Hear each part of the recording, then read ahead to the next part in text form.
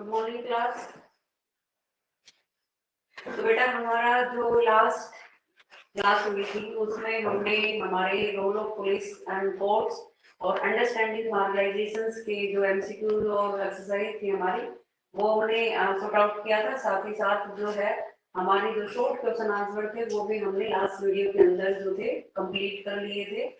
तो उनकी पीडीएफ मैं आपके पास सेंड कर दूंगी जल्दी। लॉन्ग क्वेश्चन आंसर और शॉर्ट सभी आपके पास सेंड कर दिए जाएंगे और लॉन्ग क्वेश्चन आंसर उसके बाद दोबारा मैं यहाँ पर समझा दूंगी। लिखे नहीं जाएंगे क्योंकि लॉन्ग है वो, तो यहाँ पर समझा दी जाएंगे।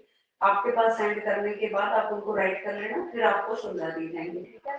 उसके बाद हमारा जो आज का जो क्लास रहेगी, आज की क्लास के अंदर हमारा जो नेक्स्ट टॉपिक है हमारा अंडरस्टैंडिंग मार्शलाइजेशंस के बाद जो नेक्स्ट टॉपिक आता है वो है आपका constitutional protection to the marginalised sections. ये वाला लेसन आज हम डिस्कस करेंगे, ठीक है। तो अंडरस्टैंडिंग मार्शलाइजेशन में हालांकि हमने मार्शलाइजेशन के बारे में काफी कुछ जान लिया था, एक बार थोड़ा सा जल्दी से उसका रीजन देखते हैं कि किस तरह से मार्शलाइज जो है वो सेक्शन आता है। तो मार्शलाइज के लिए हमने एक एग्जांपल लिया था कि जैसे फॉर एग्जांपल यहाँ पर आपके पास एक टेबल है, इस टेबल के ऊपर मान लो सपोज यहाँ पर ये क्या है आपका सेंटर है और सेंटर के पास अगर हम अपनी सोसाइटी को इन्वॉल्व करते हैं, मतलब सारी सोसाइटी को हम यहाँ रख देते हैं, तो इसके जो फोर कॉर्नर है, इन कॉर्नर्स को क्या बताया था हमने कि जो फोर कॉर्नर्स हैं इनको हम क्या कहेंगे, मार्शलाइज कहेंगे। इसीलिए तो मार्शलाइज सेक्शन जो है अगर हम उनकी बात करें तो इसका मतलब वो सेक्शन जो मेन स्ट्रीम से हमने क्या कर दिया, स्टे वे कर रखा है, तो वो कहलाएंगे आपके मार्शलाइज सेक्शंस। तो इसके अंदर कौन कौन से आते हैं, तो इसमें आपके आते हैं आदिवासी जो है वो, और इसके अलावा schedule caste, other backward class, minorities जो है वो इनके अंदर आते हैं, जो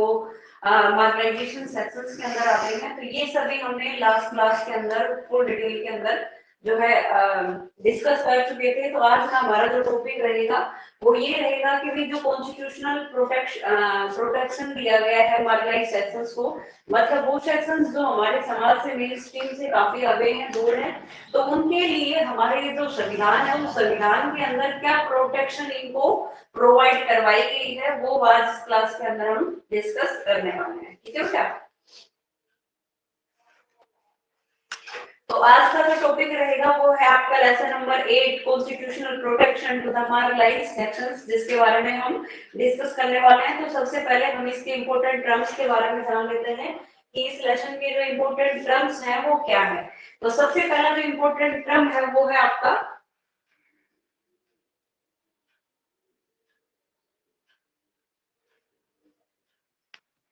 इंसिडेंट। ये क्या होता है बेटा, ये होता है कि जिसको हम पवित्र मानकर सुरक्षित रखते हैं। पवित्र किसी भी चीज को आप अगर पवित्र मानते हैं और उसे पवित्र मानकर आप उसे सुरक्षित रख लेते हैं तो वो क्या कहलाता है, आपका इंसिडेंट कहलाता है। और इसके अंदर क्या होता है, preserving a law, preserving a law और right by stating it in a written document। क्या बताया गया है कि प्रिजर्विंग ए लॉ, यानी एक लॉ जिसे प्रिजर्व किया गया है, सुरक्षित किया गया है, और राइट एक वो अधिकार, बाय स्टैंडिंग इट जिसके द्वारा जो स्टैंड किया गया है, in a written document. Written document का मतलब होता है वो डॉक्यूमेंट जो राइट किए गए, मतलब हमारा जो कॉन्स्टिट्यूशन है वो क्या है, वो एक रिटन डॉक्यूमेंट है। तो रिटन डॉक्यूमेंट के अंदर एक कानून दिया गया है जिसमें ये राइट दिया गया है कि इनको जो है हम प्रिजर्व करेंगे। तो ये क्या कहलाता है, आपका इंसिडेंट कहलाता है। उसके बाद सेकंड जो है वो है आपका क्रूशुडर।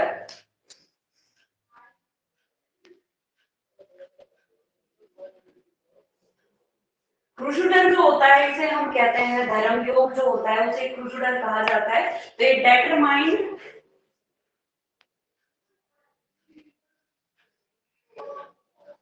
डेटरमाइन और ए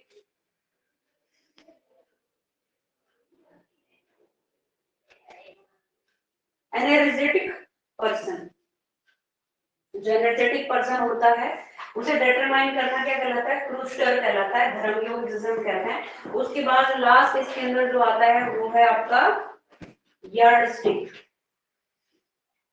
यार्डस्टिक जो होता है इसे कहा जाता है मानदंड। यार्डस्टिक क्या होता है? मानदंड। Standard use, standard use for judging और मेजरिंग। मेजरिंग का मतलब होता है मापना। स्टैंडर्ड एक वो स्टैंडर्ड यूज्ड फॉर, जो यूज किया जाता है किसके लिए? जजिंग और मेजरिंग। मेजरिंग के लिए या फिर जजिंग के लिए जो यूज किया जाता है। तो ये तीन इंपॉर्टेंट आपके मेजर पॉइंट है, मेजर जो इंपॉर्टेंट टर्म्स के अंदर इसके अंदर बताई गई हैं। तो आज हम अपना लेसन जो है constitution protection to the marginalised sections जो है वो स्टार्ट करेंगे। तो देखिए, इन द प्रीवियस चैप्टर, अगर हम अपने लास्ट चैप्टर की बात करें तो लास्ट चैप्टर के अंदर we have read about the marginalised sections. Last chapter में हमने किसके बारे में डिस्कस किया था? जो हमारा मार्जिनलाइज्ड सेक्शन है, मार्जिनलाइज्ड सेक्शन के बारे में हमने डिस्कस किया था। ऑफ सोसाइटी, किसके बारे में? हमारे समाज के अंदर जो मार्जिनलाइज्ड सेक्शंस हैं, जैसे आदिवासी हैं आपके, और शेड्यूल कास्ट हैं, अदर बैकवर्ड क्लासेस जो हैं वो हैं, और इसके अलावा माइनॉरिटीज जिसमें मुस्लिम, क्रिश्चियंस और ईसाई, सिख वगैरह जो है वो सारे इसके अंदर आते हैं। And their experience with inequality and discrimination, जिसमें हमने बताया कि जो है लास्ट चैप्टर के अंदर हमने मार्जिनलाइज्ड जो सेक्शंस है हमारी सोसाइटी के, इसके बारे में डिस्कस हुआ था हमारा, और उनके जो एक्सपीरियंस है इनइक्वालिटी को लेकर, असमानता को लेकर, और साथ ही साथ उनके साथ जो भी डिस्क्रिमिनेशन होता है, जो भेदभाव होता है, उस सभी के बारे में हमने लास्ट क्लास के अंदर डिस्कस किया था। However, despite being powerless, आप कह रहे हैं कि इन सभी के बावजूद जो है पावरलेस जो है, these group have constituency fort, यानी ये मुख्य रूप से आपस में लड़ते हैं। ये जो आप ये जितने भी ग्रुप हैं ये आपसे लड़ते रहते हैं क्योंकि ये पावरलेस हैं। और इसके अलावा protected against the domination of other, और दूसरों के डोमिनेंस के अगेंस्ट में जो है इनको प्रोटेक्ट जो है कॉन्स्टिट्यूशन में उनको प्रोटेक्शन जो है वो प्रोवाइड करवाई गई है, क्योंकि ये लड़ते रहते हैं। तो उसमें इनको प्रोटेक्ट करने के लिए जो है दूसरों के डोमिनेशन से they have tried to change this situation by adopting various strategies, और इसके लिए अलग अलग स्ट्रेटजीज जो है वो अपनाई जाती है सिचुएशन को चेंज करने के लिए। सच है, जैसे जिस तरह से हम बात करें कि रिलीजियस लेंस जो होती है, यानी आपकी जो धार्मिक एक सांत्वना जो होती है उसके थ्रू, या फिर आर्म स्ट्रगल, या फिर जो आर्म स्ट्रगल होता है, हथियारों का जो स्ट्रगल होता है उसके द्वारा, या फिर सेल्फ इम्प्रूवमेंट, या फिर हम अपने अंदर किस तरीके से इम्प्रूवमेंट ला सकते हैं, तो वो सेल्फ इम्प्रूवमेंट के द्वारा, या फिर सबसे बड़ा जो बात है वो है आपकी एजुकेशन की, किस तरीके से आप एजुकेशन के द्वारा इन सेक्शंस की जो है इनको जो है प्रोटेक्शन आप दिलवा सकते हैं, या इनकी जो सिचुएशंस है उसको बदल सकते हैं। तो they have adopted the strategy according to circumstances. तो ये जो योजना, ये जो स्ट्रेटजी बनाई जाती है, इसको अडॉप्ट किया गया है किसके अनुसार? जो सर्कमस्टांसेस हैं उनके अनुसार। In this chapter we will read as to how these group, अब इस चैप्टर के अंदर हम ये पढ़ेंगे कि ये जो ग्रुप्स हैं, कौन कौन से groups? Adivasi, Dalit, Muslim and women's have challenged the existing inequalities, की किस तरीके से जो मौजूदा इनइक्वालिटी है उनको चैलेंज जो है वो दिया गया है, और दे हैव एम्फसाइज्ड दैट, और किस तरीके से इनके ऊपर एक महत्व दिया गया है, ये एक जोर जो है इसके ऊपर डाला गया है, that being the citizen of country, जिसमें भारत के हम या फिर हमारे देश के जितने भी सिटीजन हैं, जो भी नागरिक हैं, एंटराइज them to enjoy certain rights, की जो भी कॉन्स्टिट्यूशन के अंदर उनको राइट दिए गए हैं, जो अधिकार उनको दिए गए हैं, वो उनको जो है एनालाइज कर सके और उनका एंजॉय जो है वो उठा सके। Some of them have also invoked, इनमें से कुछ जो हैं वो लागू भी हुए हैं, and the constitution to address their concern. Here we will study the previous of the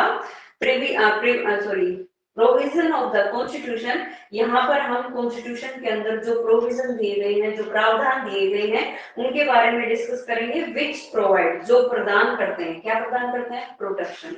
इसकी protection from exploitation and equality, कि असमानता या फिर शोषण से उनको निजात दिलाने के लिए उनको जो प्रोवाइड किया गया है कॉन्स्टिट्यूशन में, जो प्रोटेक्शन प्रोवाइड करवाई गई है to the marginalised section of society, हमारे समाज का जो मार्जिनलाइज्ड सेक्शन है उनको प्रोटेक्शन दिलाने के लिए ऐसा किया गया है। तो we will also study about the effort of the government, साथ ही साथ हम इसमें ये भी पढ़ेंगे कि किस तरह से जो गवर्नमेंट है वो अपनी एफर्ट जो है वो लगाती है टू प्रोवाइड द बेनिफिट, जिसमें प्रदान किया जाता है benefits of development to these sections, जिसमें इन सेक्शंस को डेवलपमेंट के लिए या फिर इनके बेनिफिट के लिए जो है प्रोवाइड करवाया जाता है, गवर्नमेंट के द्वारा जो एफर्ट लगाए जाते हैं।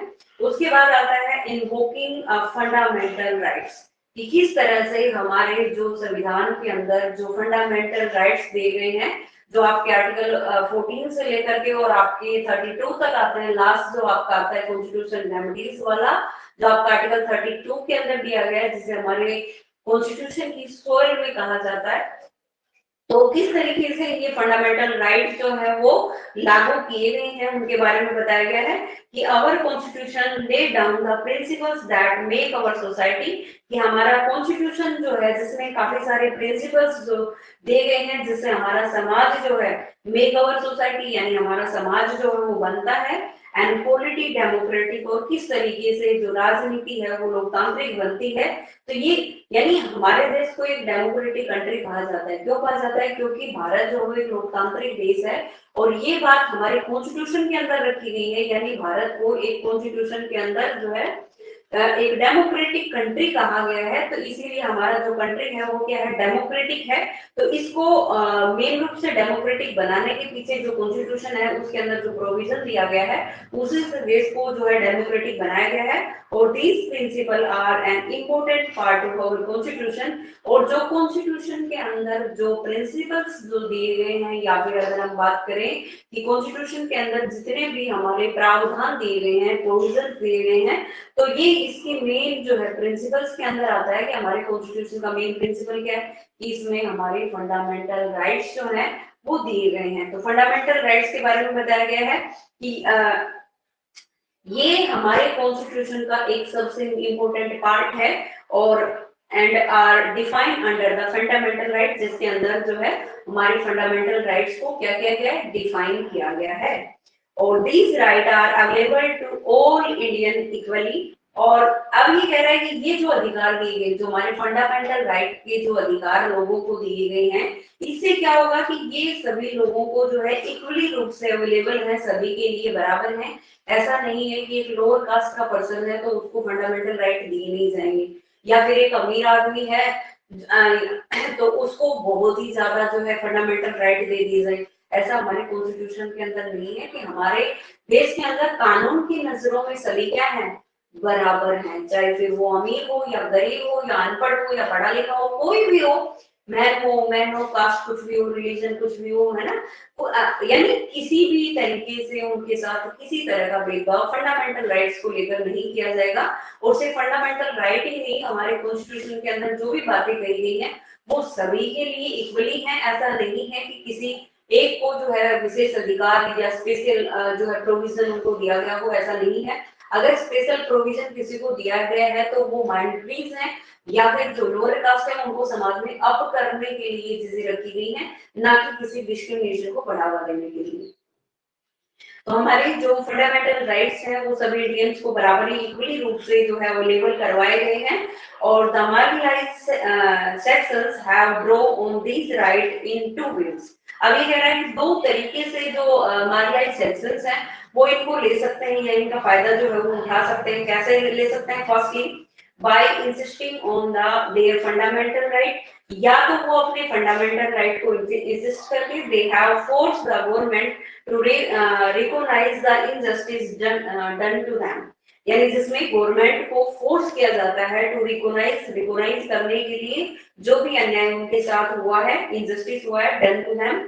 और सेकंड जो है they have insist that, second में वो इंसिस्ट कर सकते हैं गवर्नमेंट से that the government should enforce these laws, की गवर्नमेंट जो है इन जितने भी लॉ हैं उनको इन्फोर्स करे तो the struggle of the marginalised have at time influence the government, यानी आज अगर हम मार्जिनलाइज्ड सेक्शन की बात करते हैं तो मार्जिनलाइज्ड सेक्शन जो है आज के समय में गवर्नमेंट जो है उससे काफी ज्यादा इन्फ्लुएंस होता है टू फ्रेम न्यू लॉ, ताकि जो गवर्नमेंट है वो नए कानून बना सके in keeping with the spirit of fundamental right, जिसमें मेन रूप से जो है फंडामेंटल राइट्स की जो स्पिरिट है वो उसके अंदर रखी जाए। उसके बाद अगर हम बात करें कि constitutional provision to the safeguard the interest of the scheduled caste and the scheduled tribes, कि किस तरह से हमारा जो कॉन्स्टिट्यूशनल प्रोविजन का मतलब है हमारे जो संविधान है उसके अंदर कौन सा जो प्रावधान है वो दिया गया है तो सेफ गार्ड यानी जिसमें सुरक्षित रखा जाता है the interest of the schedule caste, जिसमें जो शेड्यूल कास्ट हैं या फिर आपका शेड्यूल ट्राइब्स हैं उनके इंटरेस्ट को किस तरह से सेफ गार्ड के अंदर रखा जाता है, तो उनके लिए कॉन्स्टिट्यूशन के अंदर किस तरह के प्रोविजन जो है वो प्रदान की गई हैं, ये कौन से कॉन्स्टिट्यूशन प्रोविजन है जो इसके अंदर डिस्क्राइब किए गए हैं। तो देखिए some sections of our society were treated as untouchables, कि हमारे सोसाइटी के कुछ सेक्शन ऐसे हैं जिनको हम ट्रीट करते हैं एज अनटचेबल। मतलब अनटचेबल क्या होता है, यानी जिसको हम ये नहीं मानते कि वो हमारे साथ बैठ सकते हैं या हमारे साथ खा सकते हैं, हमारे साथ घूम सकते हैं, हम उनको ये मानते हैं कि ये तो छूने के लायक भी नहीं है। मतलब बहुत ही हीन भावना से या अछूत भावना से जिनको हम रखते हैं या उनको इसी दृष्टि से देखते हैं कि भाई ये तो है, ये हमसे बहुत ही नीचे है, यानी किसी भी तरीके से हमारे लायक है ही नहीं, हमारे जैसे नहीं है, तो उनको हम कहते हैं अनटचेबल्स। तो इसमें कहा गया है कि हमारे सोसाइटी के अंदर ये कुछ सेक्शंस ऐसे हैं, जैसे मार्जिनलाइज्ड की बात करें तो वो तो हमसे काफी पिछड़े हुए हैं, है ना। अगर कोई भी उसमें इफेक्ट होगा किसी भी चीज का तो सबसे पहले कहाँ होगा, मतलब जैसे हम टेबल को रोटेट करेंगे, टेबल वाला जो एग्जाम्पल हमारा, तो सबसे पहले असर किसके ऊपर पड़ेगा, सबसे ज्यादा जो कॉर्नर्स है, कॉर्नर के ऊपर अगर कोई चीज है तो वो सबसे पहले गिरेगी। इसका मतलब क्या है कि मार्जिनलाइज्ड सेक्शन जो है वो सबसे जल्दी इफेक्ट होता है। क्यों होता है, क्योंकि वो हमारे समाज से पहले एक तो बहुत ज्यादा कटे हुए हैं। तो जिन लोगों को हमने मार्जिनलाइज कर रखा है या हमने अपनी मेन स्ट्रीम से जिनको दूर कर रखा है, स्टे अवे कर रखा है, तो अब ये कह रहा है कि उनको इस तरीके से ट्रीट किया जाता है जैसे उनको हम अनटचेबल मानते हैं कि भाई ये तो छूने लायक ही नहीं है, इसीलिए इनके साथ जो है हम इस तरीके का बिहेव जो है वो करते हैं। उसके बाद अगर हम बात करें कि they were not given permission to study scriptures, अब ये कह रहा है कि अब जिनको हम अनटचेबल मानते हैं उनके लिए क्या कहा गया है कि उनको हम परमिशन ही नहीं देते। किस चीज की परमिशन नहीं देते भाई, तो स्टडी स्क्रिप्चर्स, मतलब जो हमारे धर्म ग्रंथ हैं, जैसे हमारे हिंदू धर्म की बात करें तो हम रामायण को बहुत पवित्र मानते हैं, है ना, या फिर आपका गीता उपदेश जो है उसको बहुत मानते हैं। मुस्लिम की बात करें तो बाइबल्स जो है उसको बहुत ज्यादा माना जाता है। मुस्लिम जो है वो सॉरी जो है आपका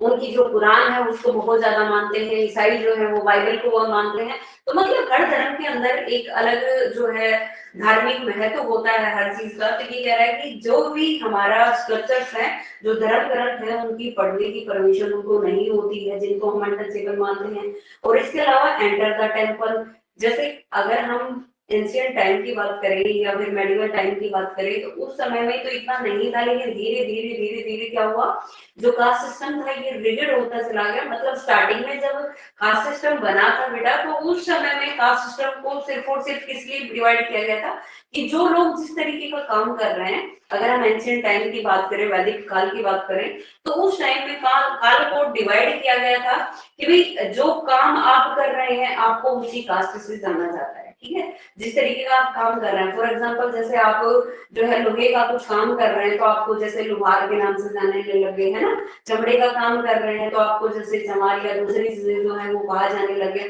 तो मतलब जो जिस तरीके का काम कर रहा है, जैसे जो सेना के अंदर भर्ती है उनको क्षत्रिय कहा जाने लग गया, जो पूजा पाठ करवा रहा है उनको जो है पंडित कहा जाने लगे।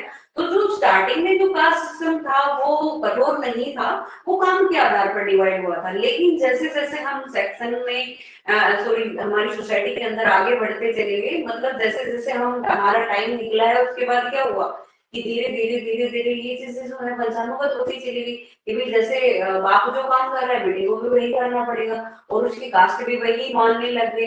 तो जो कास्ट सिस्टम है ये काफी रिजिड होता चला गया। तो उस टाइम में क्या होता था कि पंडित वगैरह का जो काम क्या है, जो रिलीजियस सेरेमनीज है उनको ऑर्गेनाइज करवाना, ये पंडित जो होते थे उनका काम होता था। तो वो क्या करते थे कि जो लोअर कास्ट का मतलब जो शूद्र, जो सबसे नीचे वाली जो कास्ट मानी जाती है, तो शूद्रों को मंदिरों के अंदर जाने की परमिशन नहीं होती थी कि आप मंदिर जो है, टेम्पल जो है उसमें एंट्री नहीं कर सकते हैं। इसके अलावा मंदिरों में एंट्री के अलावा धार्मिक पुस्तकें भी वो लोग नहीं पढ़ सकते थे। जहां पर कॉमन सभी लोग जो है एजुकेशन ले रहे हैं, ऐसी जगह पर भी उनको एजुकेशन की परमिशन नहीं हुआ करती थी। तो क्या कह रहा है कि जो हमारे लोअर सेक्शन है, यानी जिनको हम अनटचेबल मानते हैं, उन लोगों को मंदिरों में जाने की परमिशन भी नहीं होती थी, साथ ही साथ उनको धर्म पुस्तकें जो है उनको भी पढ़ने की परमिशन नहीं होती थी। और क्या नहीं होता था, और draw water from public wall and ports, मतलब जो धार्मिक एक स्थान जहां पर सभी लोग पानी निकालते हैं, या फिर आप ये कहिए कि जो कुएं हैं उनको भी बांट दिया गया था। कैसे बांटा गया था कि जैसे एक कुआं है तो उसको ये कह दिया गया कि भाई यहाँ से सिर्फ और सिर्फ पंडित जो लोग हैं वो ही पानी ले सकते हैं। मतलब जो लोअर कास्ट का जो पर्सन है ना, जिसको आप अनटचेबल मानते हैं, वो उस कुएं से पानी तक नहीं निकाल सकता है। अगर उसने पानी निकाल दिया तो वो क्या कहेंगे कि हम, हमारा धर्म भ्रष्ट हो गया, हम तो अपवित्र हो गए कि इन्होंने हमारी कुएं से पानी निकाल लिया। ठीक है, तो अनटचेबल्स जो है इस तरह से कास्ट सिस्टम को रेड करके इसको अनटचेबिलिटी को बढ़ावा दिया गया। और ये धीरे धीरे हमारे समाज के अंदर इतना फैल गया कि भाई जो लोअर कास्ट है, ऐसे लोगों के सामने हर तरीके से डिस्क्रिमिनेशन किया गया। उनके बच्चों को जो है बड़ा बुरी तरीके से इल्ट्रेटेड जो है उनको किया गया था, हर तरीके से भेदभाव उनके साथ होता था। अगर उनमें बहुत ही अच्छा पर्सन है, मान लो बहुत ही माइंड ब्लोइंग अगर कोई पर्सन है उन लोअर कास्ट के अंदर, तो उसकी भी कोई अहमियत वो लोग नहीं करते थे। क्योंकि ऐसा नहीं है कि जो बाप कर रहा है बेटा भी उसी काम को आगे बढ़ाए, ऐसा तो जरूरी नहीं है ना। जरूरी अब क्या हो सकता है कि भाई हो सकता है कि किसी का फादर फार्मर है लेकिन उसका बेटा आईपीएस आईएएस भी तो बन सकता है। तो ऐसा कुछ भी नहीं है कि जो काम जो फादर कर रहा है बेटे को भी वही काम करना है और वो दूसरी फील्ड में आगे बढ़ ही नहीं सकता। ये जो है दकियानुसी सोच जो होती थी ये पहले टाइम में होती थी। इसीलिए इसी चीज को खत्म करने के लिए हमारे कॉन्स्टिट्यूशन के अंदर जो मार्जिनलाइज्ड सेक्शंस है, उन मार्जिनलाइज्ड सेक्शन को प्रोटेक्शन दिलाने के लिए ही तो ये बातें कॉन्स्टिट्यूशन में रखी गई है कि किस तरीके से जो है कॉन्स्टिट्यूशन उनको प्रोवाइड करवाता है, उनकी प्रोटेक्शन करता है, ताकि लोगों के साथ कास्ट को लेकर, रिलीजन को लेकर किसी तरह का कोई भी भेदभाव, डिस्क्रिमिनेशन ना हो। तो यही कहा गया है कि उनको परमिशन नहीं होती थी जो स्ट्रक्चर्स हैं उनकी पढ़ने की, और साथ ही साथ मंदिर जो है उनके अंदर एंट्री करने की परमिशन भी उनको नहीं होती थी। साथ ही साथ जो पब्लिक वाल और पॉन्ड होते थे उनमें भी वो लोग जो है पानी को विड्रॉ जो है ड्रॉ नहीं कर सकते थे। उसके बाद आता है कि भाई the social reformer in 19th century criticise this evil practice. देखिए भाई हमारे सोसाइटी के अंदर जितने भी समाज सुधारक हुए हैं, जितने भी सोशल रिफॉर्मर हुए हैं, फॉर एग्जाम्पल अगर हम बात करें राजा राम मोहन राय की बात करें, है ना, तो राजा राम मोहन राय के समय में ऐसा नहीं है कि सामाजिक बुराई एक ही थी, सती प्रथा जो थी, क्योंकि उन्होंने सती प्रथा के ऊपर बैन लगवाया है ना, अंग्रेजों की हेल्प से उन्होंने सती प्रथा को बैन करवाया था। तो या फिर ईश्वर चंद्र विद्यासागर की बात करें जिन्होंने विधवा विवाह यानी विडो रीमैरिज एक्ट जो था पास करवाया था, क्योंकि विधवाओं के साथ बड़ा ही बुरा व्यवहार उस टाइम में किया जाता था। लड़कियों की छोटी उम्र में शादी कर दी जाती, चाइल्ड मैरिज बहुत ज्यादा होता था। तो छोटी उम्र में शादी होती, किसी भी कारण से अगर उसके हस्बैंड की डेथ हो जाती है, तो सती प्रथा सबसे बड़ा जो है सोशल इविल उस टाइम में प्रचलित थी। इसके अलावा अगर मान लो इसको भी खत्म कर दिया राजा राम मोहन राय ने, इसको भी अंग्रेजों की हेल्प से सती प्रथा पर बैन लगवा दी, तो उसके बाद जो है विडो को, विधवाओं को उनका जो जीवन था बड़ा ही कष्टदायी होता था। फॉर एग्जाम्पल जैसे उनको किसी भी समारोह, जो भी फंक्शन वगैरह उनके अंदर एंट्री नहीं करने देना है, जो भी, या फिर आप ये कहिए कि ये कहेंगे शुभ कार्य के अंदर उनको नहीं देखा जाता, उनको नहीं रखा जाता, उनको समाज से एक तरीके से कट कर दिया जाता। तो काफी बुरा व्यवहार जो है उनके साथ किया जाता था उस समय में। तो जितने भी हमारे सोशल रिफॉर्मर हुए हैं, उन्होंने हमारे समाज की जितनी भी बुराइयां रही हैं, चाहे फिर वो चाइल्ड मैरिज हो या सती प्रथा हो या विडो रिमैरिज वाला एक्ट हो, तो इनको लाने में जो सोशल रिफॉर्मर हैं उन्होंने काफी महत्वपूर्ण भूमिका जो है वो निभाई है। और किस तरीके से जो है ऐसा नहीं है कि इन्होंने इनको बढ़ावा दिया, उन्होंने हर स्थान पर इन सोशल इवेंट्स का क्या किया, क्रिटिसाइज किया, इनकी आलोचना की है कि जो सामाजिक बुराइयां हैं ये हमारे समाज में नहीं होनी चाहिए, क्योंकि इससे समाज जो है कभी भी ऊपर नहीं जा सकता, हम कभी भी डेवलप नहीं कर सकते जब तक ये सामाजिक बुराइयां हमारे समाज में प्रचलित हैं। तो क्या कह रहा है कि सोशल रिफॉर्मर जो है 19th सेंचुरी के अंदर इन्होंने क्रिटिसाइज की है इविल्स की जो ब्रिटिश में उस टाइम में हुआ करती थी, and took up the case of untouchables, और उन्होंने जो है अनटचेबल्स जो है इसके कारणों को भी जानने की कोशिश की है कि किस तरीके से जो है हमारा जो समाज है इनके साथ बड़ा गंदा व्यवहार कर रहा है, तो उसको किस तरीके से खत्म किया जा सकता है, इस पर भी उन्होंने काफी वर्क किया है। तो Swami Dayanand raise voice against the evil of the caste system. तो यहाँ पर हम बात कर रहे हैं बाकी सोशल जो इविल्स है, जो सोशल इविल्स है उनकी बात नहीं कर रहे हैं, किसकी बात कर रहे हैं, अनटचेबिलिटी की बात कर रहे हैं, मार्जिनलाइज्ड सेक्शन की बात कर रहे हैं। तो वही बताया है कि स्वामी दयानंद जो थे उन्होंने अपनी आवाज उठाई है, किस लिए आवाज उठाई है, evil of the caste system, caste system के लिए इन्होंने, कि कास्ट सिस्टम जो चल रहा है ये बुरा है और इससे हमारा समाज आगे नहीं बढ़ सकता, तो पहले हमें क्या करना पड़ेगा, कास्ट सिस्टम जो है इसे खत्म करना पड़ेगा, और साथ ही साथ अनटचेबिलिटी जो है, जो छुआछूत जो है ये भी बैन करनी पड़ेगी, तभी हम जो है समाज में आगे बढ़ सकते हैं। तो इन दोनों ही सामाजिक बुराइयों के खिलाफ स्वामी दयानंद सरस्वती जो थे उन्होंने आवाज उठाई। इसके अलावा स्वामी विवेकानंद जो थे उन्होंने भी इसके बारे में क्या कहा है, Swami Vivekananda said give every man his due. क्या कह रहा है कि हर इंसान को, हर मैन को जो है उसके ड्यू जो है वो देने चाहिए। ही believe that the Hindu religious text do not support untouchability. अब ये कह रहा है कि उनका ये मानना है कि हमारा जो हिंदू रिलीजन टेक्स्ट है, हमारा जो हिंदू धर्म है, वो क्या कह रहा है कि डू नॉट सपोर्ट, वो कभी भी अनटचेबिलिटी को, छुआछूत को सपोर्ट नहीं करता है। हमारा जो हिंदू समाज है उसने कभी भी इस चीज को बढ़ावा नहीं दिया है, ये उनका मानना है। तो many other reformers also implies that the practice of untouchability did not have religious sanction।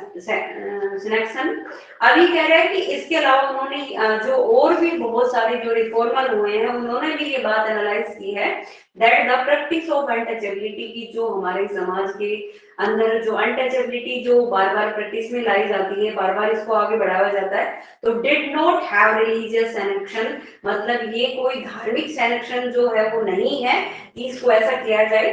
Jyotiba Phule, Jyotiba Phule के बारे में अगर हम बात करें तो ज्योतिबा फुले जो थे ये महाराष्ट्र के एक बहुत बड़े सोशल रिफॉर्मर हुए हैं, जिन्होंने मेन रूप से गर्ल्स एजुकेशन के ऊपर मेन रूप से बहुत ज्यादा वर्क किया था।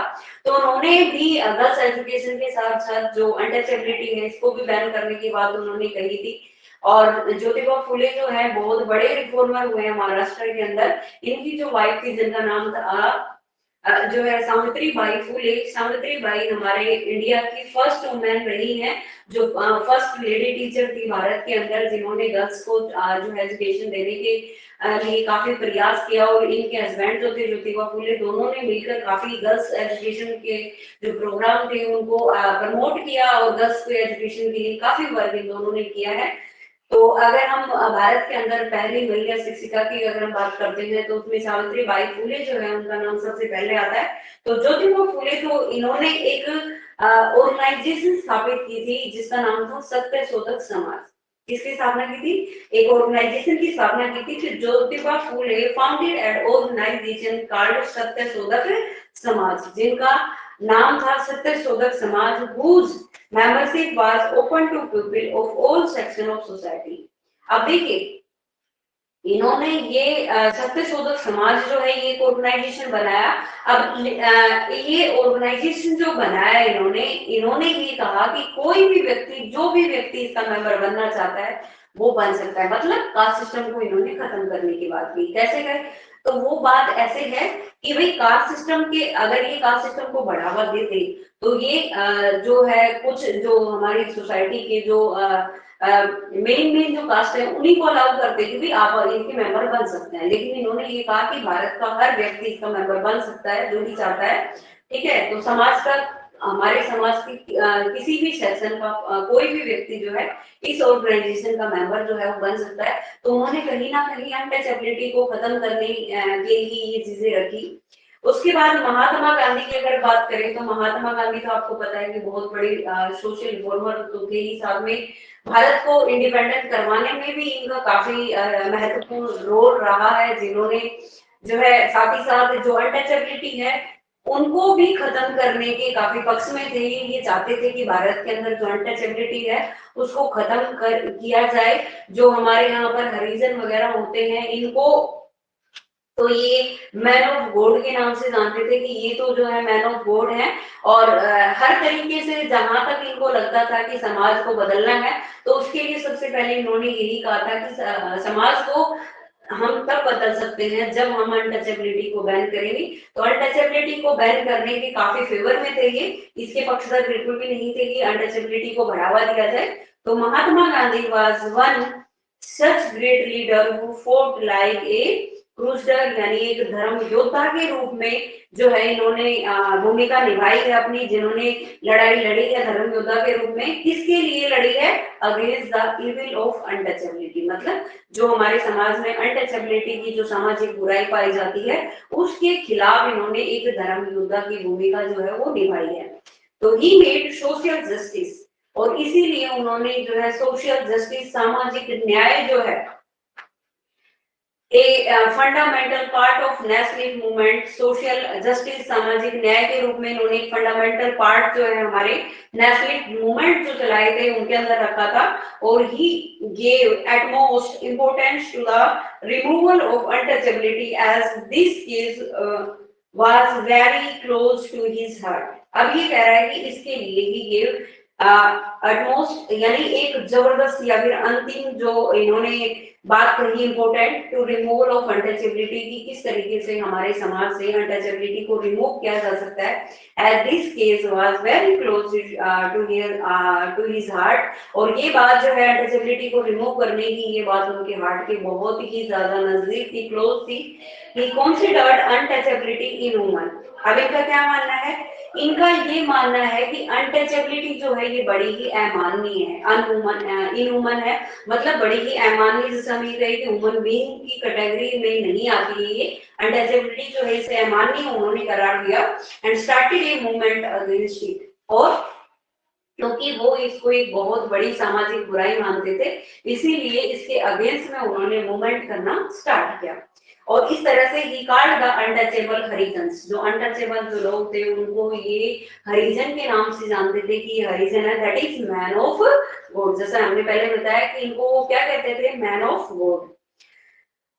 He also started a magazine titled Harijan in 1933। 1933 के अंदर उन्होंने एक मैगजीन स्टार्ट की थी और उस मैगजीन का नाम इन्होंने रखा था हरिजन्स। इसके बाद अगर हम बात करें कि वो ही ओपनली डिक्लेयर, साथ ही साथ उन्होंने ओपनली ये बात डिक्लेयर की थी कि हिंदुइज्म डाइज इफ अनटचेबिलिटी। क्या कह रहा है? बहुत ही गंभीर बात इस सेंटेंस के अंदर छुपी हुई है। वो क्या कहना चाह रहे हैं?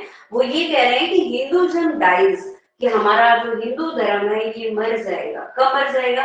इफ अनटचेबिलिटी लिव्स, अगर अनटचेबिलिटी जिंदा रही तो जो हमारा इतना ऐतिहासिक महत्व जो रहा है हमारे यहाँ पर, हमारे समाज के अंदर हिंदुइज्म जो माना जाता है, तो ये खत्म हो जाएगा। अगर अनटचेबिलिटी आगे भी जिंदा रही तो हिंदुइज्म खत्म हो जाएगा।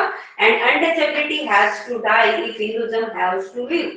अब क्या कह रहा है कि अगर हमें अपने हिंदुइज्म को जीवित रखना है तो उसके लिए अनटचेबिलिटी को खत्म करना जरूरी है। अगर हम अपनी अनटचेबिलिटी को खत्म करते हैं तो इसका मतलब ये है कि जो हिंदुइज्म है वो जिंदा रहेगा, और अगर हिंदुइज्म मर जाता है तो उसके बाद अनटचेबिलिटी जो है वो ही जिंदा रहेगी।